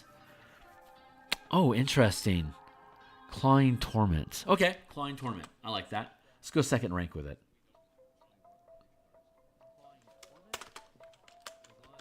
Clawing Torment. Let's see. As a magic action,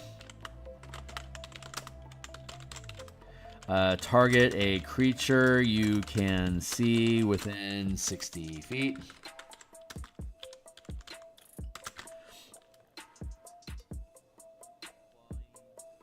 block. That creature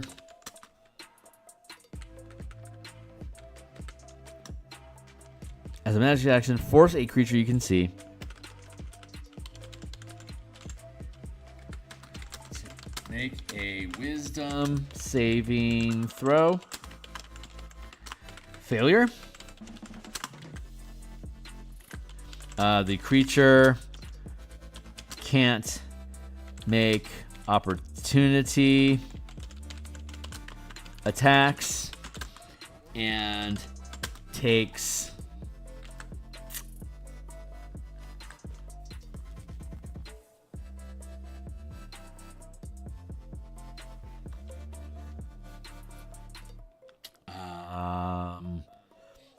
and the creature takes, let's see, Clawing Torment. This is second rank.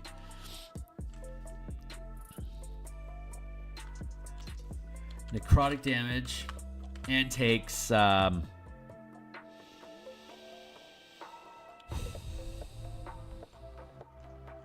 2d6 necrotic damage at the beginning of each. At the beginning of its turns. Each round. At the beginning of each turn.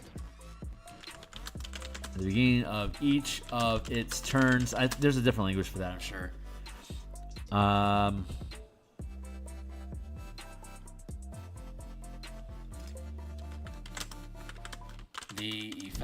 This effect lasts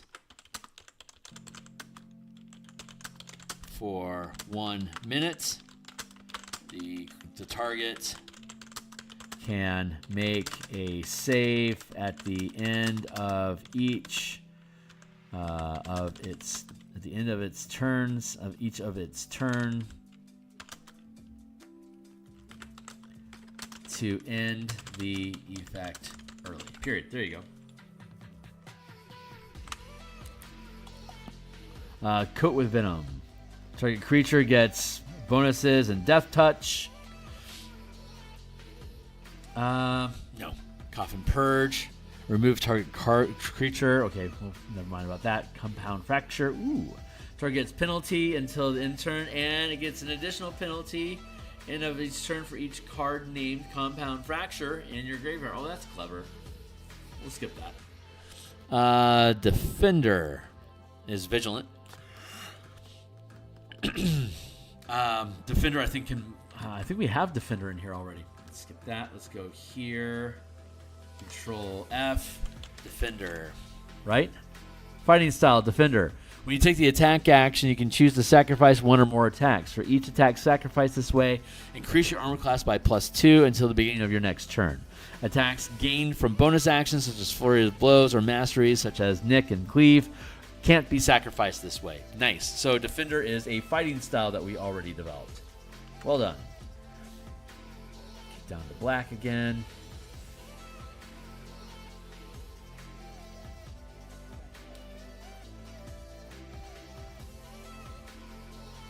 There we go.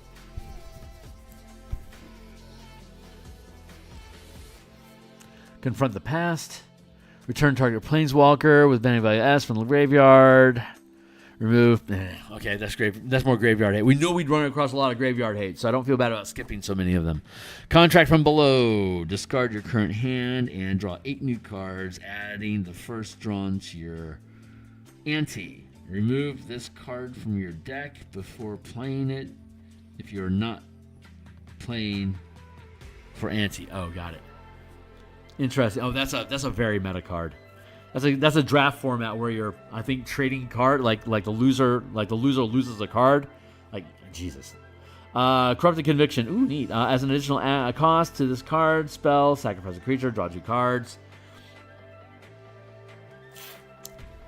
I love the name of it, but cremate, crawl from the cellar. Corrupted Conviction. I'm gonna throw in the name here.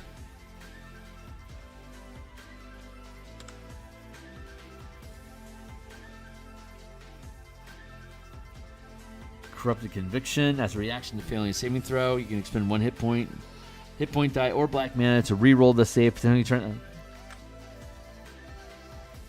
Corrupted Conviction. Corrupted Conviction doesn't make sense, but Conviction does. Let's go with F. Conviction. Do we have Conviction already? Nope. Let's just call it Conviction then.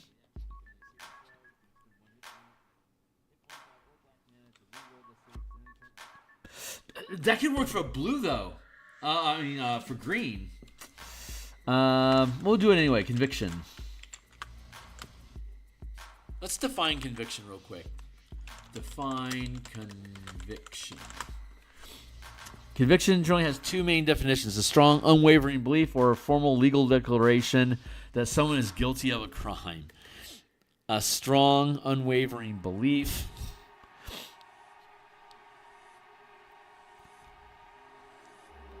Perfect. Yeah, conviction actually makes a lot of sense here. We're going to go with that. We're going to go with black, and we're going to go with green. We're going to leave white out of this one. I like that. And then we'll go down to green.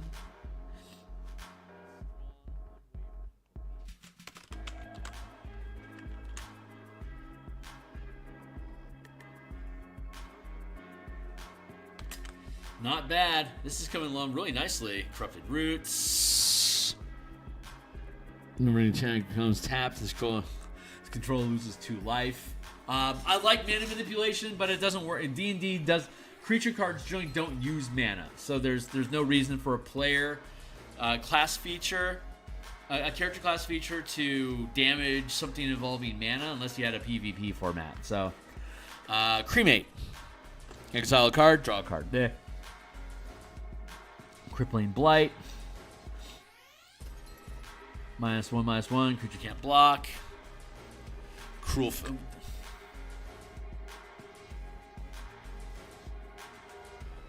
You gain advantage on hit.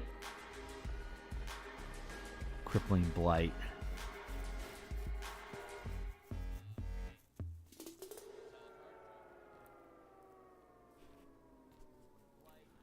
You can instead gain 1 degree of exhaustion to reduce.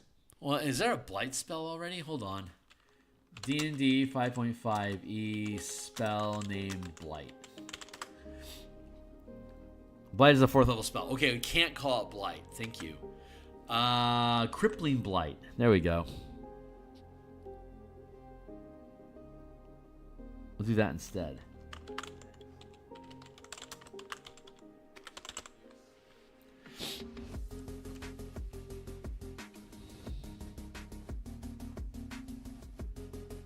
When you gain the 4th tier of this archetype, each degree of exhaustion reduces the amount of mana expended by 3 points.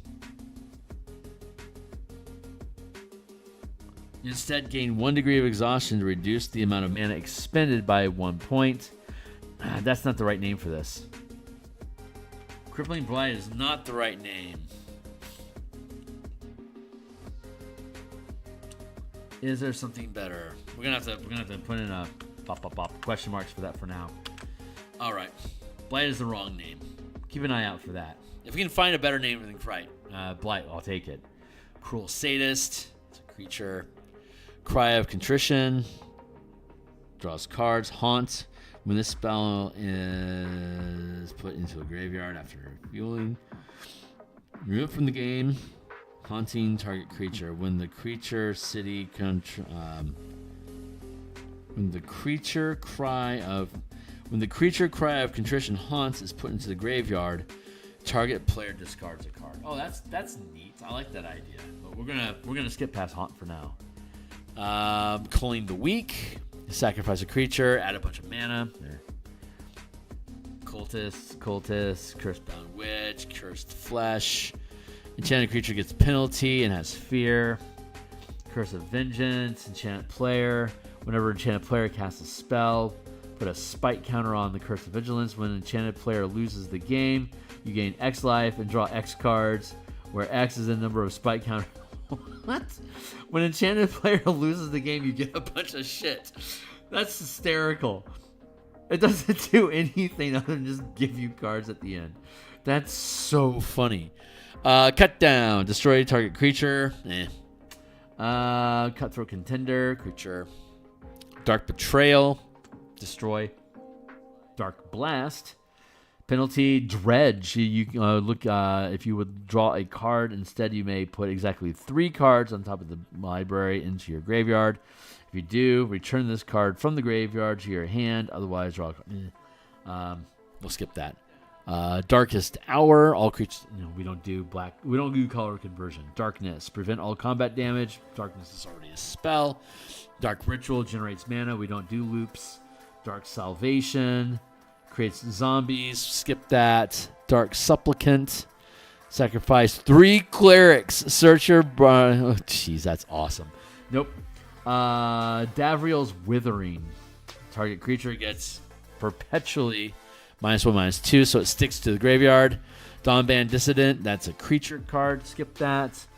Deadeye Tracker. Skip that. Great card art, though. I love that. Deadly Precision. As an additional cost to cast this spell, pay 4 or sacrifice an artifact creature to destroy target creature. Deadly Precision.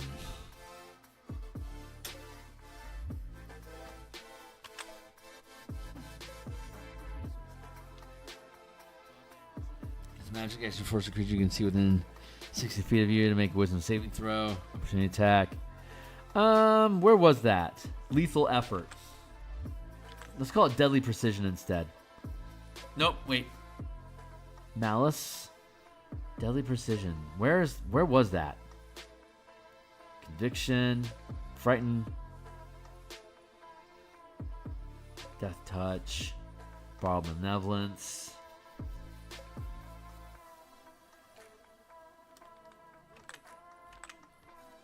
Deadly Precision was supposed to be the stacking.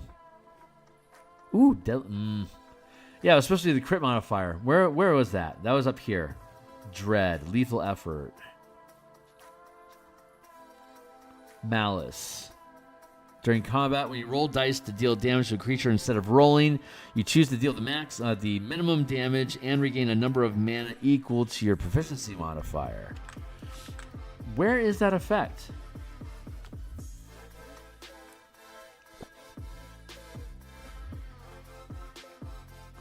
Drop a card. Bond of Agony. We just did a crit card. Where'd it go? Channel of Power. When you gain. Nope. Frighten, Lifelink, Conviction. Death Touch. Oh, it was Death Touch. Deadly Precision might be a better name than Death Touch, but this is pretty good.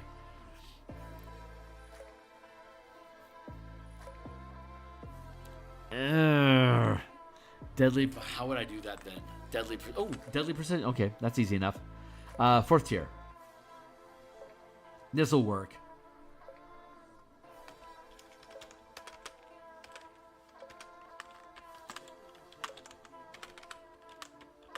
Deadly Intention. Deadly Precision. Thank you. When you roll dice to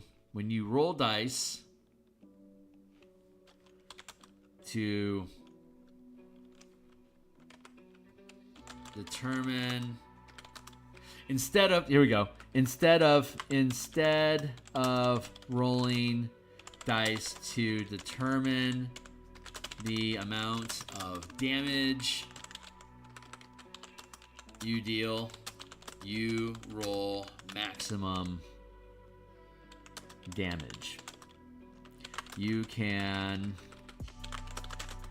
use this feature once, regaining it when you finish a long rest or expend 4 black mana. Period. There you go. Dead Weight. -2/-2. Death Cultist. Creature skip. Death Greeter. Creature card skip. Death Lace. Change the color of a target spell or target permanent to black. Costs to cast, tap, maintain, or use the special abilities unchanged. Now let's get that. Death Mark. Ooh, neat. Destroy target green. Death's Approach, enchanted creature. Death Watch. Death Shadow skill. Jesus. -X, where X is your life total. Neat. Death Watch. If enchanted creature is put into any graveyard. Oh, that's interesting. Hold on.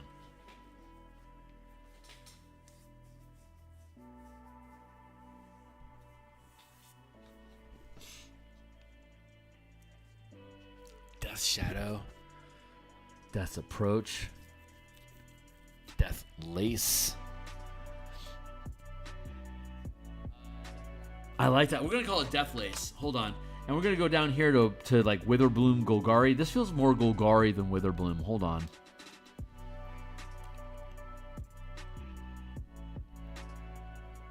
Path of Golgari. G-H, A-B-C-D-E-F-G-H-I. There we go. I'm going to give myself another little bit of time. Path of Golgari.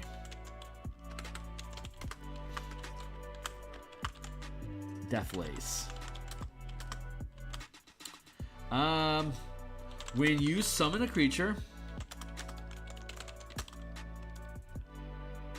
it gains a number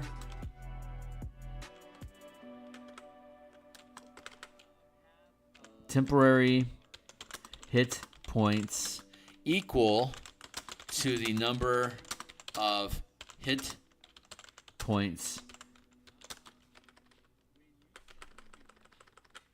it gains temporary hit points equal to the number equal to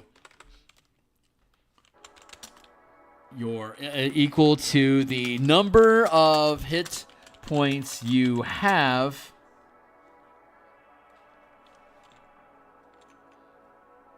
equal to your maximum HP total minus the number of hit points you currently have. When you summon a creature, it gains temporary hit points equal to your maximum hit point total minus the number of hit points you currently have. You can use this feature once, regaining it when you finish a short or long rest. There we go. That makes sense. Death Lace. Love it. Okay, cool. Defile, Deathwind, deal damage. Defile. Target creature gets -1/-1 until the end of turn for each swamp you control.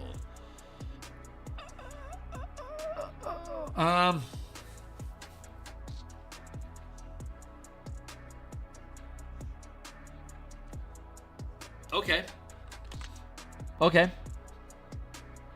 I'll take that.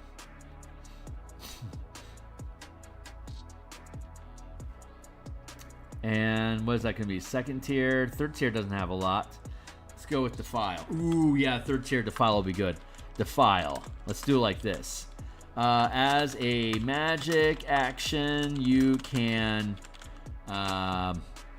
deal necrotic damage equal to the amount of black mana in your mana pool. You can, as a magic action, you can deal necrotic damage. You can target a creature you can see within 60 feet of you to make a wisdom constitution. I like constitution here. Constitution saving throw.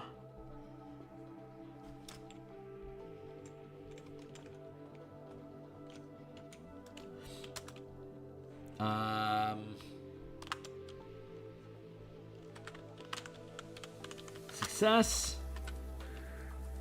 You lose 1 black we should do it this way. As a magic action, you can expend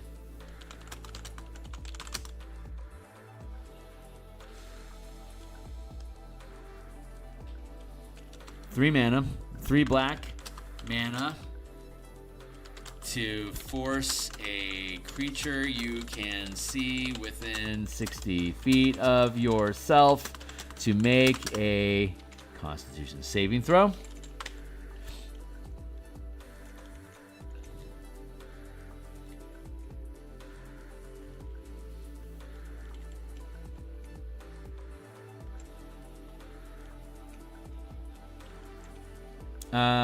Mana to take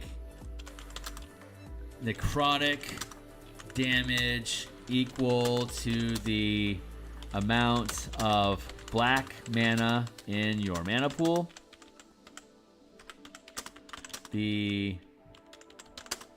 Some 3 black mana to target a creature you can see within 60 feet of yourself to take necrotic damage equal to the amount of black mana in your mana pool. The creature can make a Constitution saving throw to reduce this damage by half, period. Does 3 mana feel right for that? At 3rd level, well, at 3rd tier, which is probably going to be 9th level, a half caster is typically going to have 9 or 18 mana, depending on if you're working short or long rests.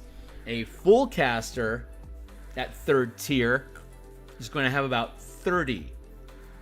So for a full caster with like around 30 mana, 3 mana to deal 30 mana is honestly not bad. It's like 8d6 on a fireball for 3 damage. This is comparable, but it gets worse as we go. So as a magic action, you can expend 3 mana.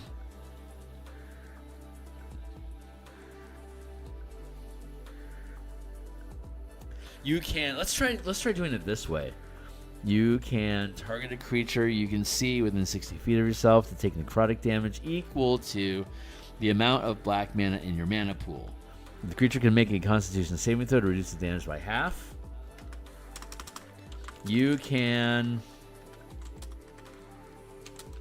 use this feature once, regaining it when you finish a short or long rest.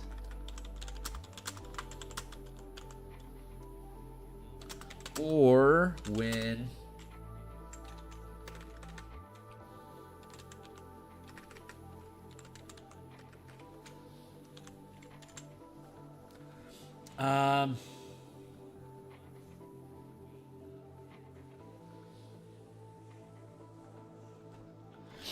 or once you have expended an amount of black mana equal to your...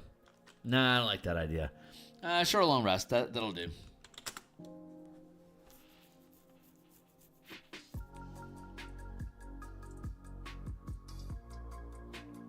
It's definitely going to favor the full casters, but sometimes it does that like that. Like at 9th level, that's going to be 80 mana for free. I like the idea of this, but oh no, let's do it differently. Okay, as a magic,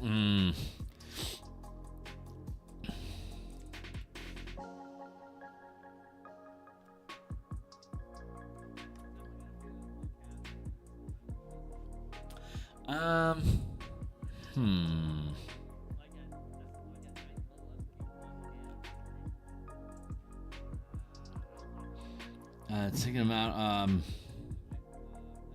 okay, how about this? As a magic action, you can target a creature you can see within 60 feet of yourself to take necrotic damage equal to the amount of damage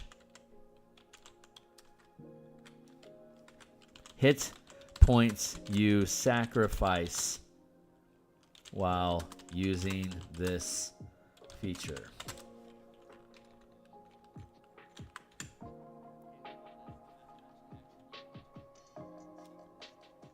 I like that. I don't know if defile is the right name for that, but I like the idea. You can sacrifice your hit points and deal to somebody else. That's going to make the barbarian like the fucking roughest defiler out there. I love that idea. I don't know if it's the right name though. Is that a good name? Maybe there's a better name.